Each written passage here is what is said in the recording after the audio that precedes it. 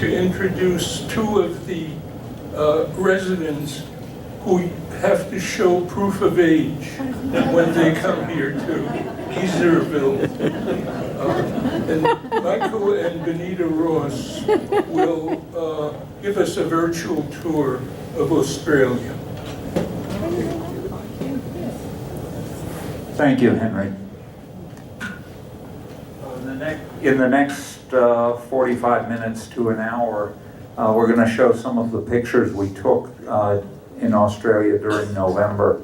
We were there for approximately a month, joining a tour from Rhodes Scholars, but actually went there a few days early to have some extra time as well. So before I get started, just want you to take a closer look at this picture. Go ahead. And think about who you think this might be. And it will become obvious at the end of our talk, and there is a special surprise for the first 20 people who figure it out. Okay? All right.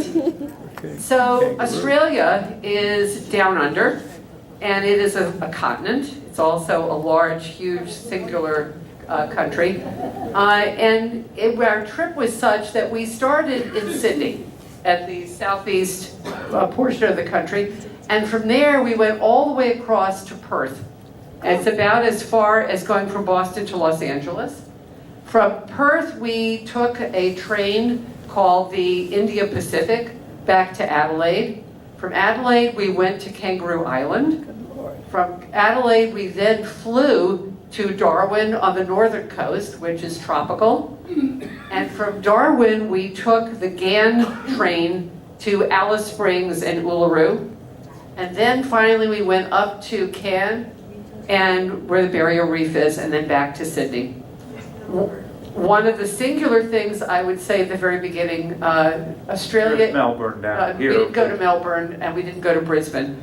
But we covered a lot of ground. And one of the things I think people here would appreciate, it's similar to Boston in that they have lost their R's. So it's Darwin and it's Cairn, not Cairn. And I used to giggle about that for a full month. Okay, so this is what Australia looks like when the map is superimposed on the United States. You can see what a huge landmass it is. And yet the people, most of the population is around the perimeter. The middle of the country is the outback, and it has some very special features that we'll see as well. But most of the population, the original European settlers came and settled the coastline. They didn't go into the interior right away. So this is a map of Sydney Harbor. It's a magnificent harbor, and you can see it goes way down into the interior. It was a perfect place, it was protected, and this is where we started our trip. This is also where the initial British colonists and prisoners arrived. This was their first site of invasion, if you will, into Australia in approximately 1780-something, 1786, I believe. And this is a view, a stitched together view of Sydney Harbor. It's absolutely beautiful. It's a very modern city with all kinds of interesting architecture, and we walked a good part of it. And this is the part of the inner harbor. It is a very popular destination for cruise ships. So we saw this one while we were, there. It's a busy, busy place. It has a huge and very mixed population, and it was fascinating to see. One of the signature features in Sydney Harbor is this bridge. The Sydney Harbor Bridge is billed as the longest single-span bridge in the world, at least when it was built. And it affords really a spectacular view of the harbor. You can actually climb up onto the bridge. You can see how people are climbing up the stairs. They get roped in. You pay for the privilege of this. It's like $300, and you're actually harnessed. And you can climb right up to the summit where you get an absolutely spectacular view looking east for this sake. And indeed, we got a beautiful view. However, I have to admit that we did not actually climb it, though we took this picture. The picture was taken from the regular sidewalk. Now, the road bit actually includes the highway, but also some of the a train that goes back and forth across the bridge as well, and you can walk, there's pedestrian traffic as well. And then, of course, the other thing that so many people have seen pictures of is the Sydney Opera House. The architect who designed this actually never saw the completed building. They were fighting over it for all sorts of various reasons. It is absolutely spectacular. It is acoustically magnificent. We saw a production there, and it's interesting.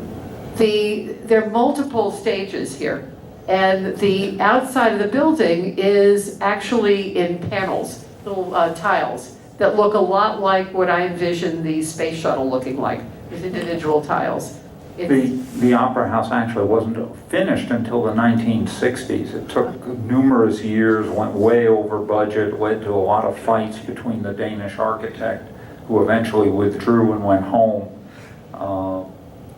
Spectacular. And then as you go further into the harbor, you come to the inner harbor, which is Darling Harbor. And this is where we actually stayed. The building, the tall building on the right is a new hotel. And the building right to the left of that is their convention center, which is, the architecture is spectacular all through the city. But what was interesting about this, we have the next one, is that we were there and they had a convention for general practitioners. They had a medical convention going on. So we thought that was pretty cool, and we were able to actually talk to some of the participants there to learn a little bit about healthcare in Australia, which is a little different. But this picture on the lower left is actually a pedestrian bridge that crosses the harbor, and there's an aquarium there, there are museums. It's fantastic, all kinds of restaurants. It's a beautiful place. And this is from the aquarium. We had somewhat of a rainy day, so we went into there. This animal is called a dugong. And for those of you that have been to Florida, looks very similar to a manatee. It's about the same size. And Actually a close relative. Close relative of a manatee. This particular aquarium is interesting. It's similar to the one in Atlanta in that you walk through a tunnel and the water is going in an arch over the top, over your head. So we were able to really enjoy this. You can kind of get a sense of that tunnel area there. That's the dugong.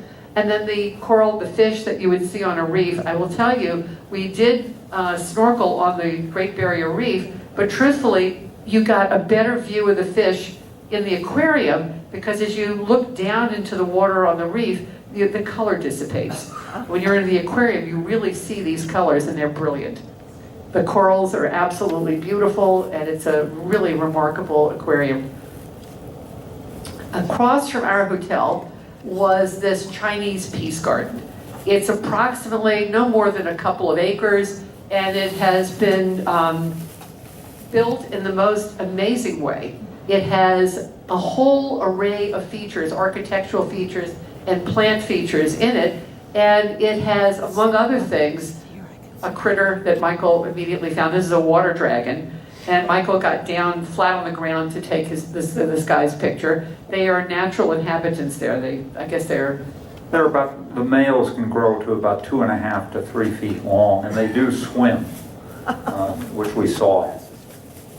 So the Peace Garden is lovely in many respects, and it's a respite in the middle of a city. As we walked around the city, we had a few days on our own before we started our tour. We were on our way walking to the Botanical Garden, and we passed this Anzac Memorial. The Australians and New Zealanders paid a huge price during World Wars. They lost tremendous numbers of men. And every single town, every single city has memorials, every single one. And this one was, Sydney was no exception. This one was huge. It has a beautiful pond in front of it. And as part of the grounds is this particular thing that caught our attraction, which is a memorial to the indigenous peoples that fought in the World Wars. And if you look carefully, you can see the boomerang feature, the design, and this was on the walkway in front of it. It's It's chilling, and there isn't a town that escaped tremendous losses. We walked down this beautiful park area to the Botanic Garden. Every single city that we visited had a botanical garden. If you think about the fact that the original settlers were British, and they loved their gardens, and they are magnificent. Everywhere we went, we saw stunning, beautiful flowers and plants. Many of the things that are original to Australia have found their way into the United States in places where they've been brought in. You see them in California and the South particularly. And as we walked into the Botanic Garden, Rainbow lorikeet, a small parrot, feeding on the flowers. these are wild birds. They're not Basically captured. greeted us as we came in. The colors are stunning. The other thing that struck us as we walked through the Botanic Gardens, the trees are extraordinary. And we use this as one example, but they are enormous and they have such interesting shapes and whatever. Some of these trees, we probably have pictures of about 20, 30 different kinds, but this one was so emblematic of the size. They're old, and they are the shapes, and they're just commanding. They're amazing. And then, as we were enjoying, we actually went out with a guide in Sydney. Michael looked around. There was a dead tree, and this cockatoo just popped out of a hole. They nest in cavities, and the cockatoo just came right out, and actually there were two of them. The second one came out, and then they both flew away. But a beautiful bird, and these are big. These are probably 15, 18 inches long. Okay. From there, we went over to the Taronga Zoo.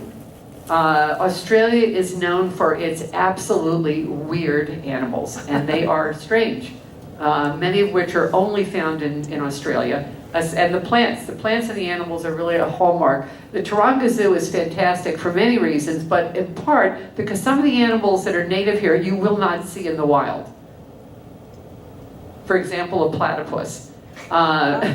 They live there, but they're very secretive. They live in the water. They have them in the zoo. We saw them. We could not get a picture other than this. But They're basically nocturnal. they're nocturnal, and they So they follow. Keep them in a dark room, so unable to get a picture of our own, and had to be satisfied with this picture of a sign. But they fall into a unique category of animal called monotremes. They are mammals that lay eggs and nurse their young, but they lay eggs. They're really unusual. And the other animal that falls into this monotreme category is the echidna. This one we saw straight up. It was amazing. This was in the zoo. They're really strange animals. And for the next picture, they have backwards feet.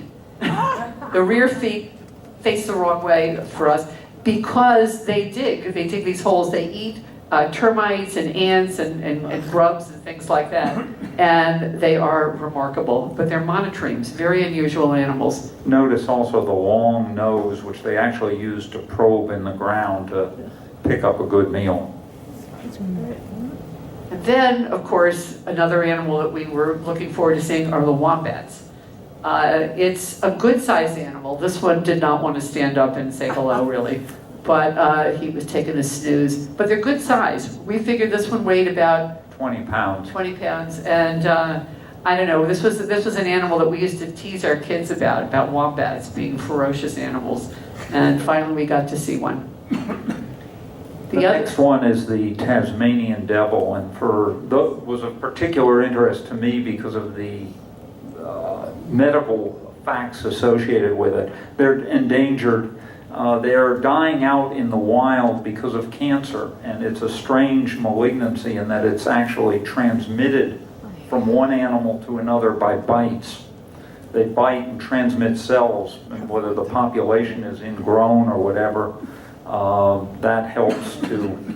that leads to their spreading the cancer from one to the next, and they're in trouble. Then we saw this critter. Whoops. He is utterly ugly, as they say. Looks very similar in many ways to the turkeys we have running around Newbridge. maybe even a little uglier. But we saw them in multiple locations wild. What's interesting about their tail, our turkeys have that big fan in the back, the male turkeys. This turkey has a tail that's kind of perpendicular. It looks like a, how would you call it? How would you, it literally is like a rudder. It looks like a rudder. Yeah.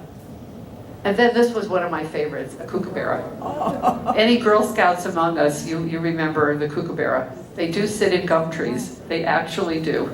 This was also wild. It just flew up while we were at the zoo. Actually, 2 of them landed very near where we were looking at other things. And it has a lovely song. It's a lovely bird.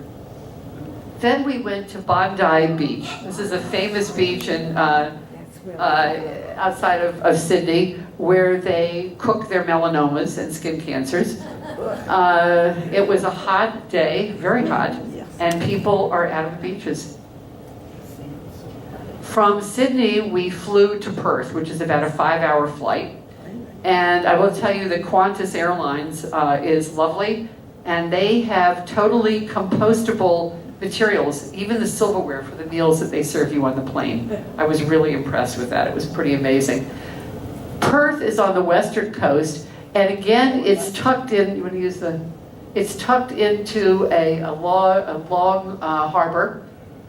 Way in the back. These, again, a protected harbor, which was very advantageous. It was a very crucial place in terms of military bases during the war. The Australians were sure that they were at risk during World War II, and you'll learn more. We learned more about that. But off the coast of Perth is an island called Rottnest, which is the Dutch for rat's nest. There were Dutch that came and didn't settle in Australia, but explored the coast and landed here. This is the view of Perth. It's a big city. Their building and their architecture is interesting and very contemporary, but what they did, they tried in some cases to preserve the old buildings. So they took the frontage off what was a courthouse and slapped it on a very modern glass building, which we thought was kind of weird. And at night, many of the buildings were lit up. This is one example. This was set up on some kind of computer-run schedule where the colors changed every couple of seconds. Really? Building would be yellow or blue or green. Had numerous pictures of it in different colors, all taken within a space of a minute or 2. And then there's kind of an old area of Perth. This was a little shopping street that was designed to look like a London street, and little teeny shops poked in and out of the. We went from there to one of the park areas. There are parks everywhere, and Australia is known for its black swans. And this was one. And again, we went to a botanic garden where, again, the plant life is unusual. Flowers and kinds of plants that you really do not see in the United States. So then we got on, we took a boat to Rottnest, a ferry that took approximately an hour. And the reason we went to Rottnest, at least the reason I went to Rottnest, was this. This is a quokka. And a quokka is one of the smaller marsupials. There are about 70 different subspecies of marsupials in Australia. And this one is absolutely adorable. The Dutch thought they were rats, big rats. But they're not. They are absolute little roos, and they are as cute as could be. And then again, we found galahs. This is another kind of cockatoo parrot, which we saw all through Australia, but just beautiful pink color. An alternative name, common name was a pink and gray for fairly obvious reasons. The other key point about Rottnest Island is that there was a military installation there. The Australians were absolutely positive that they were going to be invaded, and this was a artillery installation that is no longer active by any means, but it has, you can get a tour of it, you can see exactly how it was, it's been maintained, you can see the gunnery, you can see all sorts of things about it, but what we particularly saw was a skink. It's been abandoned now, but obviously as a military facility, so the animals have taken over. This was about 18 inches long. From there, we went back to, we got on the train, the India Pacific. This is basically a tourist train at this point. It's a 2-day, 2 nights on the train to get from Perth to Adelaide. What's interesting about it, this particular train had over 30 cars. It is long and straight as can be. We got on the train and it goes from the Indian Ocean to the Pacific Ocean. Ultimately, this train will end up in Sydney. It's pretty amazing. And you go through what's called the Nullarbor. If you think the Latin for no trees. This is a satellite view of what the Nullarbor looks like. If you've been to Israel and you've seen the Arava, the wilderness in the south of Israel, this is even more desolate than what you would find in the Arava. So that's the satellite view. The train track goes straight as can be forever.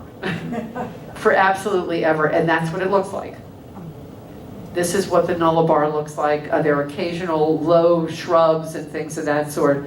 But the train is interesting in that you sleep on the train, you take your meals on the train. We actually had 2 stops on the train. One was at a place called Kalgoorlie, and it's famous for its gold mine. Australia had a gold rush that was amazing. It started on the eastern part of the country, and it changed the entire economy of the country. They were in a tremendously depressed economy, and then they hit gold. And people came from all over the world to help mine gold. They were called the diggers. And one of the things they have in Kalgoorlie is this enormous open pit gold mine. It's about 2,000 feet deep and quarter of a mile, half mile across, and they're constantly bringing out more. 24 hours a day they're mining. We were there at around 10 o'clock at night, and this is the size of the dump trucks that they have. And there must have been 40 or 50 dump trucks on ramps constantly taking soil out of the ground. Hoping to get 1 or 2 ounces of gold out of each truckload. It's gold mining. But the whole part of Western Australia is rich in all kinds of minerals. It's iron ore, it's uranium, it's all kinds of things. So it's a vast area with tremendous riches, but not a lot of people. This area, we stopped at Cook. They had to re-water the train. It was sweltering hot, and they have to put water onto the train, and they stopped in Cook, population 4, just to add water to the train. That was it. We got out to walk around, and it was amazing. So from there, we came to Adelaide. And Adelaide, again, is another port area around the perimeter, the southern perimeter of the country. But its claim to fame is Kangaroo Island next to it. That's the island off the coast, which is about an hour ferry trip over. The first thing we did in Adelaide is we stopped at this extraordinary farmer's market. Australia produces 97% of its own fruits and vegetables. And they're absolutely delicious. Many of the cultivars are different, adapted to their climate. For example, the watermelon that they had was just, you could eat your fingers, it was so delicious. But it had a coarser texture than anything we've seen. And the vegetables were just stunning. Their baked goods, the cheeses, the meats, everything that's grown there. They have a huge cattle industry as well, and sheep.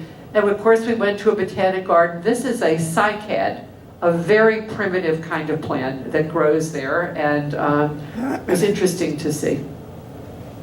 And again, I don't remember. Another kind of lorikeet. I was constantly looking for birds. And again, the trees were astounding. And in every place we went, we were so taken by how perfectly adapted they are to the climate they live in. And because the climate is generally very mild, they grow to huge sizes as well. While we were in Adelaide, as we were out walking in the city, we came to It was Armistice Day. Armistice Day. And in front of a school, they had put out this display. These are the markers of graduates of this high school that had been lost during the wars. Again, every single place you go. We could have spent an hour showing you memorials, which we're not going to do, but they are elaborate and they're heartfelt every time you see them. From there, on Kangaroo, we took the boat to Kangaroo Island. We stayed near the shoreline, and we'd get up early. Some of you may know we're early birds. And sunrise was just gorgeous. They have pelicans in Australia, but they are bigger than our pelicans, and they don't dive, which was kind of strange. They fish right on the surface. This is approximately twice the size of the pelicans you'll see in Florida. A third kind of cockatoo, the Corella, a white one, which was there in abundance as well. You found this one on the wall next to our bathroom at about 11 o'clock at night, and it really destroyed my night's sleep. It was this big. Well, maybe not quite that big, but it was good size. And It was also short-lived. But Australia is known for its venomous, poisonous snakes and spiders and things of that sort. So we were impressed that this was a good size one. They told us that if you want to see wallabies, a good time to do it is at night because they are nocturnal. And lo and behold, we went for a walk with our flashlights and there they were cavorting. They're adorable. They're really cute. So then, the other thing that Australia and New Zealand both are well known for is sheep herding. And we went to a ranch where they have merino sheep, that very soft merino wool that makes such nice sweaters. And we went to this particular place and we saw, this is Jack, the sheepdog, and his owner Bob, and some of the merino sheep. And then we watched him shear a sheep. It takes about 4 minutes max, and you'll see how much they get off one sheep. I mean, that's a haircut, let me tell you. You get a haircut, you really... So the sheep looks pretty nonplussed by the whole thing. There are seals along the coastline, and this is called Seal Bay. So we saw a fair number of seals, and they're good-sized seals. The seals had been far more numerous in the past and were virtually wiped out by the oil industry when they would harvest them for seal oil, which was used to light lamps in Europe and elsewhere. Then, Keep going. yet another beautiful bird. And as bright as the colors are, these birds are not so obvious to find. We were in a wooded area where there were some caves, and Michael had to really look hard to find this one. The parrots tended to be up at the top of the trees in the foliage, and surprisingly well camouflaged despite their colors.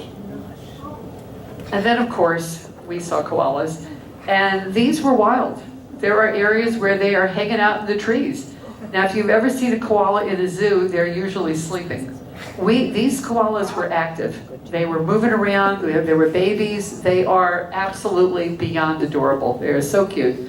And we saw a lot of them. Notice that each one has 2 thumbs. They have 5 fingers, but 2 of them are thumbs to get a better grip. You can see it in this picture and maybe in this picture as well. They only eat eucalyptus. Now, Australia is interesting in that it has many, many varieties of eucalyptus. They eat about 25 different kinds, but they're kind of doomed because of their diet. We then went to an area called the Remarkable Rocks. The coastline is tumultuous, and high winds, high surfs, and the rocks are carved in the most exquisite ways. These to me look like vertebrae. And we were able to walk through this incredible area where the rocks, or each of them, had these amazing shapes, and you can see how big they are.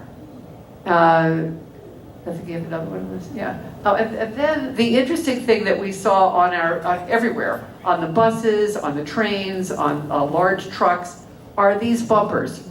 And the bumpers are there not for cars. The bumpers are there because they hit kangaroos. And when they hit the kangaroo, they can have huge damage to the vehicle.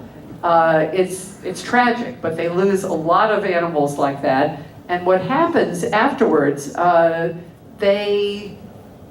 are people who go out and check to see if the animals had a joey, had a baby. And they will harvest the joeys, and they will send them to orphanages where they can be cared for. This, you can see there's a joey here. You can see the feet coming out. But it's really quite a thing, and it's not a rare event. They have a real problem with animals being killed on the highways. And this is a rescue joey.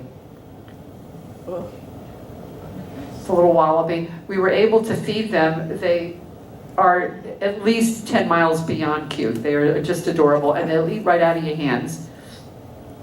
We saw an albino wallaby, which is kind of rare, I think. I don't know. He doesn't look terribly healthy to me, but there he was.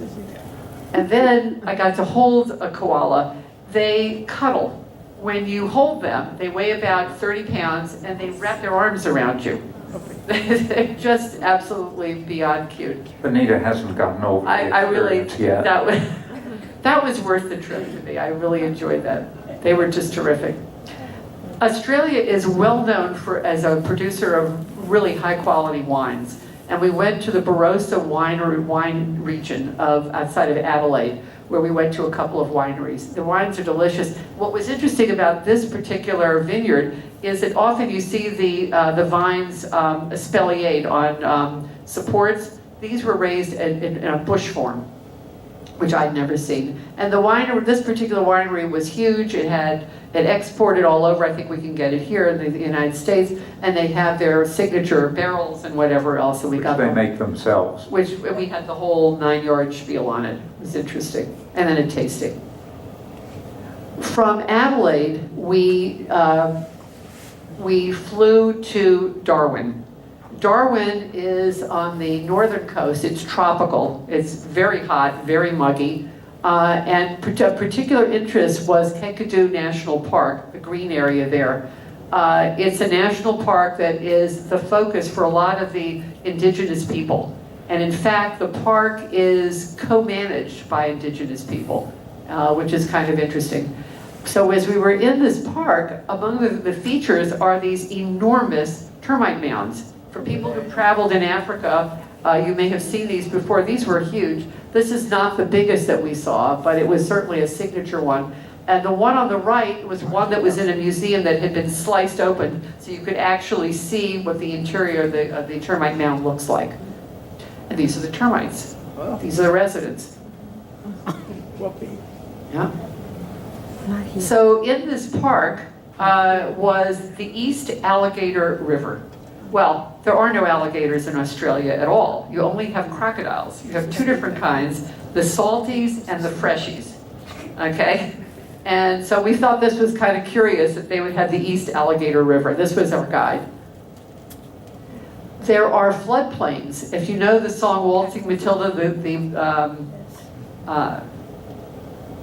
Billabong. A Billabong is a floodplain, an area that has been flooded, and the swag that was Waltzing Matilda drowned in a Billabong. And these areas, this is a huge floodplain, and in season there are torrential rains that come in and flood this entire area, and it's really remarkable. We took a boat ride there to see some of the wildlife. This is a cormorant, very similar to cormorants that I know some of you have seen in Florida, or you can actually see them around Boston too, that had just caught a catfish. This was a eagle species endemic to Australia, white-bellied Australian eagle. And then this one was another bird that we saw right by the edge. Many of you have probably seen anhingas in Florida or in the South. This is called a darter, which is, again, a very close relative, eating what is a fish that's very similar to the garfish that you'll find in Florida. And another species of goose that was quite common in this area. Then another spider. This one looks a little strange because... This one was outside the hotel, up better. against This the was wall, This was better. having his meal. And I did not molest this one. So this park, Kankadu, as I said, features a lot of the indigenous peoples. The Aboriginal people are reputed to have lived in Australia for, we've now heard, close to 60,000 years. Originally they thought 40, but they've upped that number. Not clear where they came from originally. They think that there were land bridges or the water levels were different and people could travel from parts of Indonesia or whatever. But it's not one entity. There are many different Aboriginal tribes all over the country. They've had a truly horrific history. They were short of being annihilated by the white settlers that came. And they weren't even considered people until 1968. Citizenship was 1967 or 68. In today's Australia, there is a lot of recognition of these indigenous people, and they've made enormous efforts to try to provide health care and education to them. But their culture is hunter-gatherer and very primitive. This is an example of, we went to a museum, a cultural center there, and this depicts the 6 seasons that they have based on the agricultural year, the seasons. These are the only pictures we have of indigenous peoples. We were told not to photograph them. Their culture is based on a mythology of a dream time. It goes way back in their history, and they tell stories that are they call them their laws, not lores, not L-O-R-E, but L-A-W-S. And they have stories about how people should behave, what is required of them, and these are told and retold, generation by generation. These particular people, for whatever reason, some have transitioned in part into a larger society and had their pictures taken, but you don't take their pictures, and when they die, their pictures are removed. They don't want their names or their pictures recited after their death, which was a very curious thing for us to see. Their mythology is captured on walls. They have all kinds of glyphs that are really very interesting, and we had an opportunity to see many of them. They're all painted on the walls. This one, I'm trying to, this is a long-necked turtle. But they're fish and they're snakes. And I remember asking the guides to tell us some of the stories, give us some specifics. And he was explaining that there's the story of the serpent, and there's a serpent that circled a village and to protect it. And I said, that's a very nice story. He said, well, not so quick. He said the story goes on that there was a child crying in the village, and the child was crying, and the snake killed all the adults in the village. I said, why would that be? He said, because the adults, the law is the adults were not responding to this child, and therefore they didn't deserve to live. And so it's a real in-your-face kind of mythology, and it's depicted in a lot of the glyphs that we saw. This is a modern piece of artwork. There are artists that are in the cultural centers. Now when they paint, they're not painting standing up on an easel. They're sitting down, not even cross-legged on the ground. I don't know how to describe the way they sit, but they're sitting, and the paints are all over the floor, all over everything, and they create these paintings, and many of them are for sale. They paint on canvases and whatever, but this was sort of a typical look at some of the things that we saw. We then went back to Darwin, and this was a picture that we took at sunset. Now, interestingly, this one, it was taken on my iPhone. We didn't take our cameras that night for some bizarre reason. I don't remember. Because we were just going to dinner. We were just going to dinner, but I had my iPhone, and that's what this one was about. There had just been a big storm, and it was just a gorgeous sunset. So Darwin is a really interesting city that was destroyed to the ground twice. The first time was in 1942, in February, just after Pearl Harbor. The Japanese bombed it to the ground. It was a significant military base. There were American ships there, one that was lost for sure, the USS Perry. And this is a memorial to the sailors that were on the Perry, that were lost there. But it was they never invaded, but they did bomb, just like at Pearl Harbor. They bombed it to the ground. The city was evacuated. The city was then rebuilt and then destroyed again on Christmas Day, 1974, by a Cyclone Tracy, which hit the city and just Wiped it out. Absolutely wiped it out. The museum showed photos of what the city looked like afterwards, and just the depiction of it, it was just totally, absolutely wiped out. We've seen modern, evidence of hurricanes and the damage they do. This is what happened there.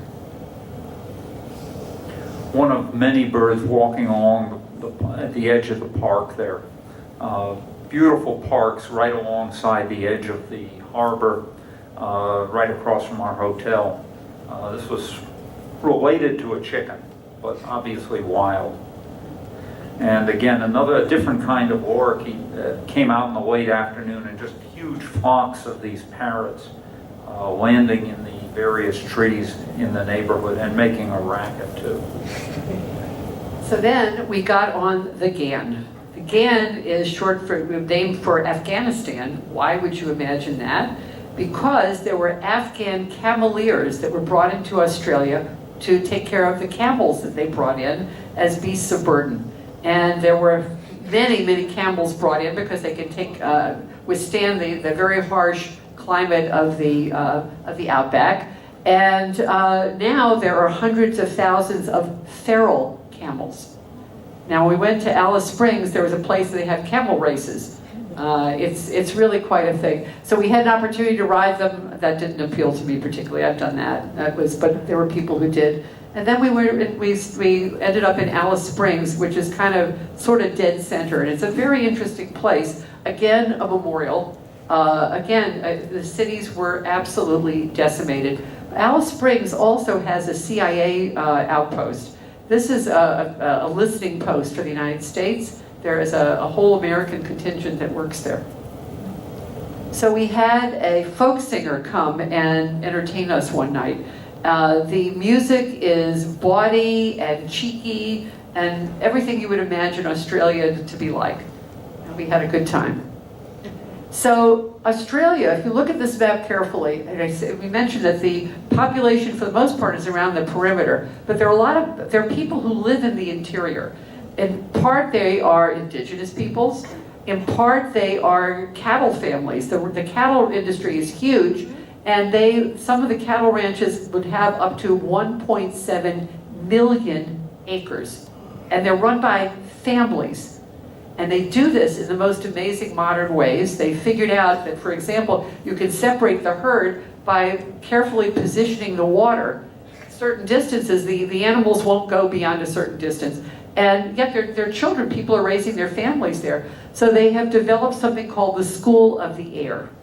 And there is a central place in Alice Springs, and they have teachers who do webinars, for children all over. If you go back one, you'll see where these places are, and they provide education for the kids in these various areas. This is some of the work that they've done. They also have something, the Royal Flying Doctor Service. Years ago, you were in the middle of absolutely nowhere. They had planes that would go out. They had radio contact. Now they have computer accessibility. They do have planes that will bring someone back. They have home health nurses. They give classes and instruction over the computer. But this is part of Australia's history. That's one of the little planes. Yeah. Then we went to, I'll call it yet another botanical garden. This one was in the desert, and it had the most amazing, interesting plants and animals that we saw nowhere else. Well, this was, Go ahead. oh good. Just one of these fascinating looking, these are just pigeons, so-called crested pigeon. large number of species of pigeon in Australia. Saw this in the desert garden along with a lot of other species of birds and some animals that we just didn't find anywhere else. Also, a beetle which got me down on the ground to take its picture. This one you'd have to kill with a truck by running it over. It was a big sucker. No, it wasn't more than 2 inches long. And again, the pink and gray Agala in the garden at the Alice Springs Desert Park. And this is a dingo. We saw them. This is this one was not wild, but they are wild, and they can be a problem too in terms of, you know, killing livestock and things of that sort. We went to Uluru. That's the native name for Ayers Rock. It is a sacred place for native peoples. It's not the whole rock. It's special portions of the rock, but it's good size, and we drove up into some of the little slit holes where they had water running and whatever. It's absolutely beautiful and very striking in the middle of absolutely nothing else. You see this huge rock. And then it's a national park, and then again, as we stopped to show them our tickets, the person at the ticket desk handed our driver this rescue wallaby for us to see, and they passed it down the bus for us to take a look at. They're adorable. This one, the mother would have been hit by a truck or a bus. The other big, huge, structure there, rock structure, is Katatajuta, and it's also a place that has significance for the native peoples as well. We did some hiking there. It's approximately 25 miles to go around this, just to give a sense of the size. Uluru is a little smaller, but still enormous. And the rock formations were odd. It's sort of a composition rock. It's not solid rock in that regard. They call it, what do they call it? Conglomerate. Conglomerate rock. It's just, I don't know, just Chunks of Chunks of rock rock. embedded in whatever yeah. holds it together. It was odd looking, very different looking. So from there, we then flew from here up to Cairn, where we went to see the Barrier Reef. Barrier Reef is remarkable in that it's huge, and it's not one contiguous structure. It has a linear piece to it, and then there are perpendicular pieces of coral and reef as well. So what we did is we took a boat ride for 2 hours to get out to an area where we were on a 3-story pontoon that was anchored in the water. There it is in the water. And from there, you can snorkel, you can scuba dive, you have lunch, the whole 9 yards. It's quite a thing. There were 300 people on our boat going out there, and you spend the day on the reef like this. So they were there to help you, get into the water. It was really very interesting. But truthfully, in terms of seeing beautiful coral and things, we did better in the aquarium, because you don't have the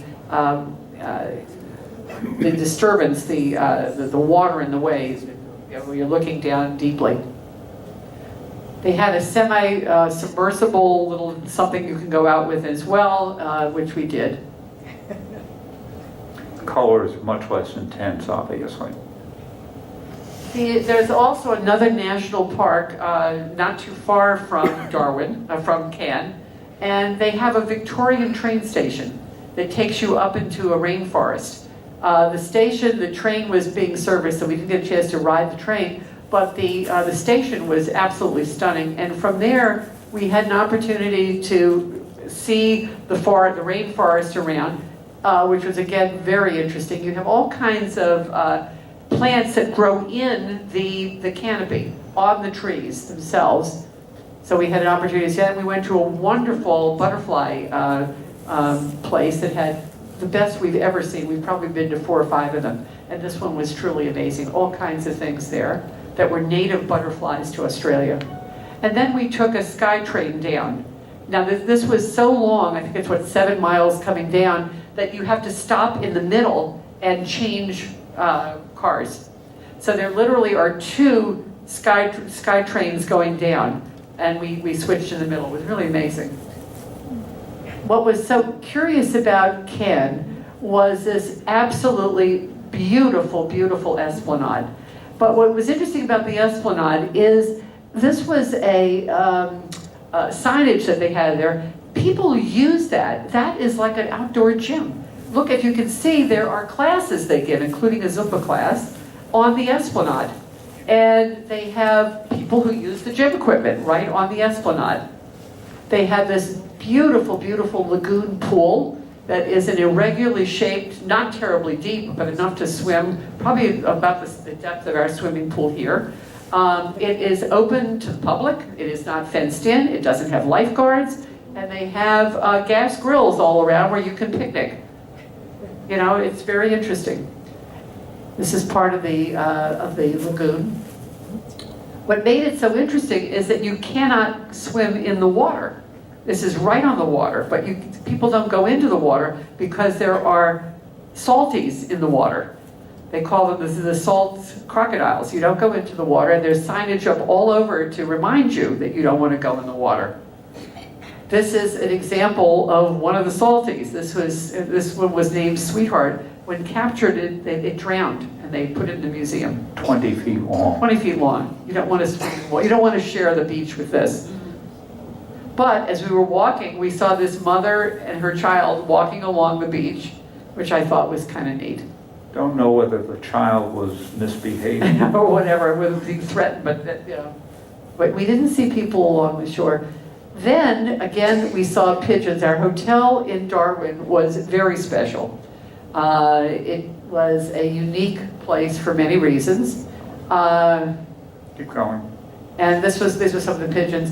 When we pulled up into our hotel, Michael jumped off the bus and was jumping up and down because this is what we saw in the trees. Yes. These are bats. They're bats. Now These are the spectacled fruit bats. The tree in front of our hotel was just covered with bats. only with mother fruit bats. And their All of them babies. had babies. It was a nursery. And in the early morning and in the evening, they were just all flying. And they have a wingspan of about 2.5 feet. They weigh a couple pounds. I mean, these are big bats. These are not like the little bats you find around here. That's what they look like in flight. So there's signage up all over not to touch the bats, to leave them alone, because they can have disease. And there is a real issue with preserving them because they are endangered. Actually, the reason for not touching them was to protect the bats, The not bats. the people. So there were people going out, and we saw them with big sticks poking into the trees. Couldn't quite figure out what was going on. The next morning we got up and we noticed this woman walking around, and she had a little basket,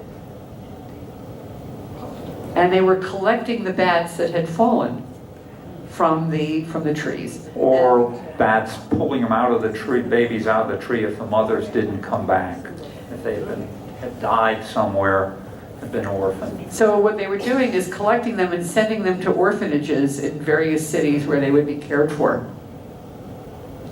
So, as we were walking through Cannes, I saw this in a window, and I just thought it summed up our trip. Blessed are the curious, for they will have great adventures. So, I hope maybe some of you, if anyone guessed that was a baby bat, okay, then I have a treat for you. The first 20 people, I brought one of the astonishing things that could potentially prevent people from going to Australia. The Australians eat something called Vegemite. Has anyone ever heard of that? It is the most disgusting thing I have ever seen. And they put it out like jam and whatever, in the morning. And our guide told us that they serve it with breakfast, they put it on everything, I think it cures whatever. It was so remarkable in its texture, its what it looks like, what it tastes like. I figured no one would ever believe me if I described it, so I brought little ones back. So the first people who guessed that that was a baby bat, you can come up and get your prize. Okay? Thank you so much.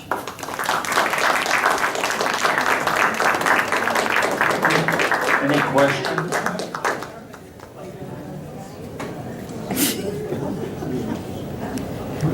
Okay, we're open for questions.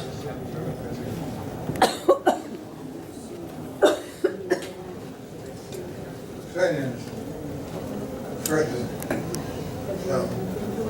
and mommies, you know what I mean? President of Mothers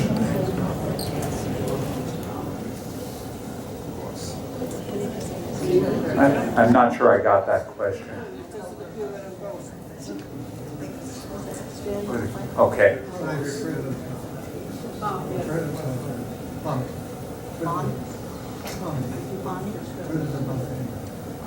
First ever president. Oh, absolutely. Okay, thank you. You're absolutely correct, and we really didn't say that. The very first people who came were, and settled there, were not settling there by choice, they were prisoners. And I really should have left that out completely. But that is absolutely the case. Thank you.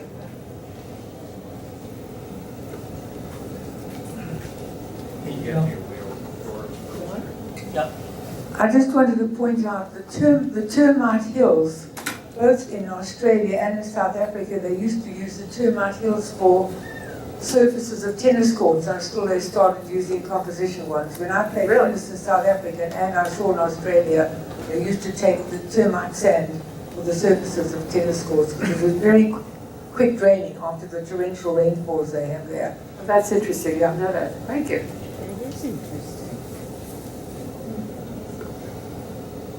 And Jerry over here.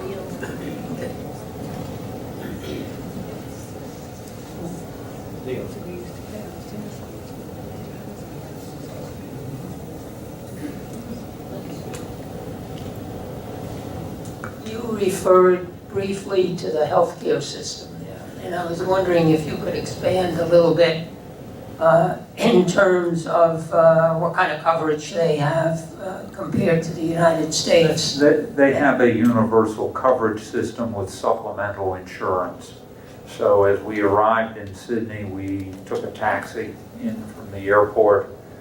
Talking with the cab driver, he was explaining to me how he had just finished a course of radiation therapy for a squamous cell carcinoma of the nose, external.